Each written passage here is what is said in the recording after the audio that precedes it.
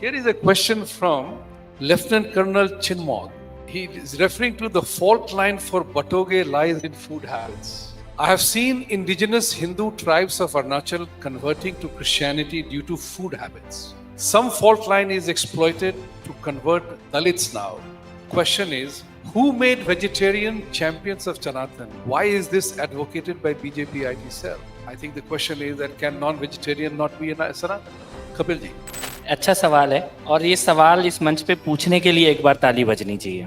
जैसे कि हिंदुओं को बांटने के लिए जातियों का इस्तेमाल किया गया, वैसे ही हिंदुओं को बांटने के लिए भोजन फूड चॉइसेस इसका इस्तेमाल किया जाता है और कुछ खास वर्गों को ये बताकर कि तुमसे अलग तुमसे अलग तुमसे अलग यही इतना ही मेन स्ट्रीम है, तो ये चिंता की बात भी है। और मुझे नहीं लगता कि कोई भी इस वक्त के हिंदू समाजों के संकट को चुनौतियों को समझने वाला व्यक्ति ऐसी कोई लाइन खींचना चाहेगा कि ये खाने वाला हमसे अलग हो जाए, वो खाने वाला हमसे अलग हो जाए, वो खाने वाला अलग।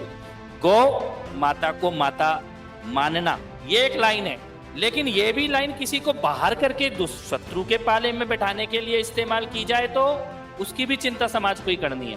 तो मैं तो ये मानता हूँ कि इस प्रकार का, मैं वेजिटेरियन हूँ, शाकाहारी हूँ, शुद्ध शाकाहारी हूँ, जिसको जो भी लिखा होता है वो दुकान के बाहर।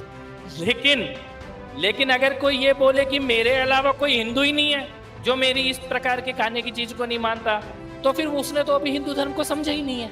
दुनिया में अगर सबसे फ्लेक्सिबल, जिसमें साकार भी है, जिसमें निराकार भी है, जिसमें आस्तिक भी है, जिसमें नास्तिक भी, जहां भगवान तक को ना मानने की छूट हो जिस धर्म में, उस धर्म में कोई धर्म से बाहर हो जाए भोजन के कारण, ये संभव ही नहीं है। Thank you.